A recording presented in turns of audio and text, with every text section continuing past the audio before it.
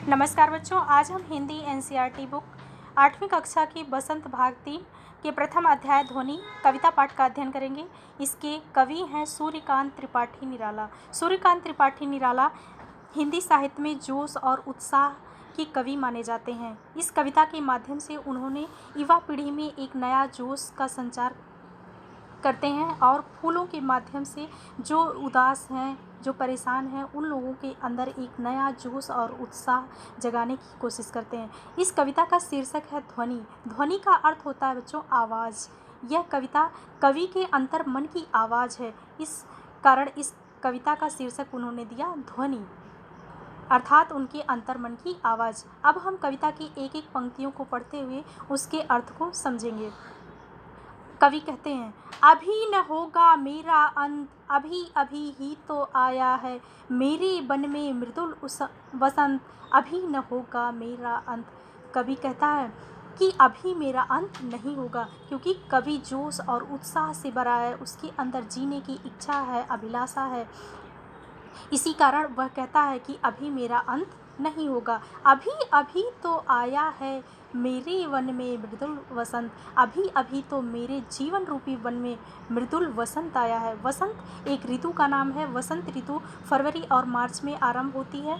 इस मौसम में आप देखते हैं कि पतझड़ खत्म हो जाता है और पेड़ पौधे हरे हो जाते हैं, चारों तरफ फूल खिल जाते हैं। वसंत यहाँ पे खुशियों का भी प्रतीक है। कवि कहता है कि हमारे अभी जीवन रूपी वन में खुशियों का संचार हुआ है, अभी हमारे जीवन में यौवन आया है और अभी हमारा अंत होने वाला नहीं है। मृदुल का अर्थ होता है बच्चों कोमल, और वसंत एक ऋतु का नाम है और यहाँ पे खुशियों के प्रतीक के रूप में भी लिया गया है। हरे हरे ये पात, डालियाँ कलियाँ कोमल गात, मैं ही अपना स्वप्न मृदुल कर फेरूंगा निद्रित कलियों पर जगा एक प्रत्युष मनोहर। कवि कहता है हरे हरे ये पात, वसंत में कैसा होता है, पेड़ पौधे सारे हरे भरे होते हैं। डालियाँ कलियाँ कोमल गात, और जो डालियाँ हैं, कलियाँ हैं, उनके शरीर बिल्कुल कोमल हैं। कैसे हैं? कोमल। जब आप देखते हैं कि पेड़ पौधे से नई नई पत्तियाँ निकलती हैं तो कैसी होती हैं? बिल्कुल कोमल। तो वही कह रहा कि हरे हरे ये पेड़ पौधे हरे भरे हैं, डालियाँ कलियाँ कोमल उनके शरीर हैं। मैं ही अपना स्वप्न मृदुल कर फेरूंगा निद्रित कलियों पर जगा एक प्रत्युष मनोहर। पेड़ पौधे हरे हैं, पेड़ों पर कलियाँ खिल गई हैं, लेकिन क्या है, वह अभी निद्रित कलियाँ अभी भी सोई हुई हैं, उनके अंदर आलस भरा हुआ है। तो कवि क्या कह रहा है, मैं ही अपना स्वप्न मृदुल कर, मैं अपने स्वप्न को अर्थात अपने ख्वाब से उन कलियों को जगाऊंगा और क्या करूंगा, जगा एक प्रत्युष मनोहर, उन्हें जगा करके एक नया सवेरा लाऊंगा। प्रत्युष का अर्थ होता है बेटा प्रातःकाल, प्रातःकाल को मनोहर बना दूंगा। मनोहर का अर्थ है मन को हर लेने वाला, अर्थात सुंदर लगने वाला। जब पेड़ पौधे हरे भरे हैं, ऐसे में क्या है कि कलियां सो रही हैं, तो कवि कह रहा है कि मैं अपने ख्वाबों से उन्हें जगा करके एक नया सवेरा लाऊंगा।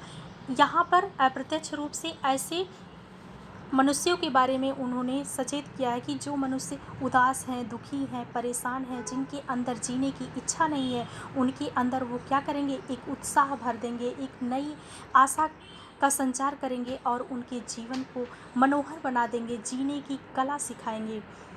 पुष्प पुष्प से तंद्रा आलस, लालसा खींच लूँगा मैं, अपने नवजीवन का अमृत सहर्ष सींच दूंगा मैं। आगे कवि कहता है पुष्प पुष्प से तंद्रा आलस।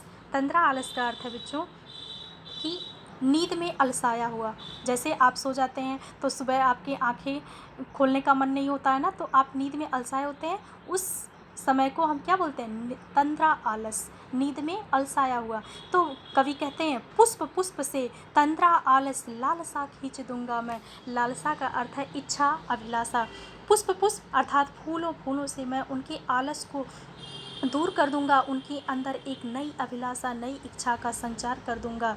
अपने नवजीवन अमृत सहर्ष सींच दूंगा मैं, और मैं अपने नव जीवन रूपी अमृत से उन्हें खुशियों से भर दूंगा। अर्थात जो इंसान निराश हैं, उदास हैं, उनके अंदर मैं एक नया उत्साह भर दूंगा अपनी रचना के माध्यम से, और मैं उन्हें जीवन जीने की नई कला सिखाऊंगा। अपने नव जीवन रूपी खुशियों से मैं उनका जीवन भर दूंगा। द्वार दिखा दूंगा फिर उनको जहाँ है मेरे वे जहाँ अनंत, अभी न होगा मेरा अंत।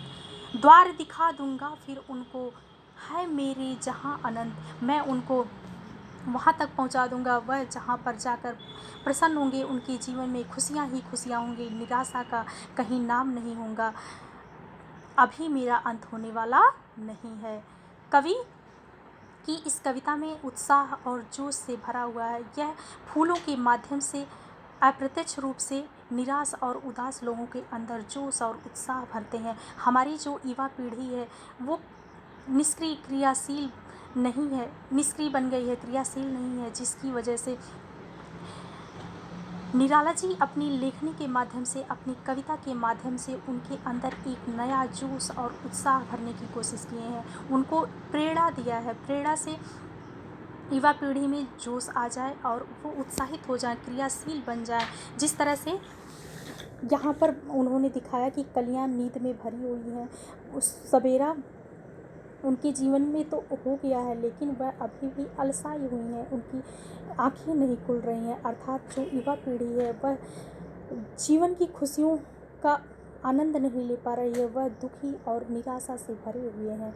तो ऐसे में कवि ने अपनी रचना के माध्यम से उन्हें उत्साह और जोश भरने की कोशिश की है। ये था कविता का भावार्थ। उम्मीद करती हूँ कि आप लोगों को अच्छे से समझ में आया होगा। अब हम इसके प्रश्नों को देख लेते हैं कि इसका उत्तर हम कैसे लिखेंगे।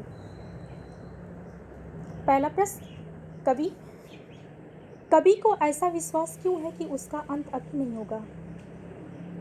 आपने यहाँ भावार्थ में पढ़ा कि उसका अंत क्यों नहीं होगा। इसका उत्तर होगा, कवि को ऐसा विश्वास इसलिए है क्योंकि वह जीवन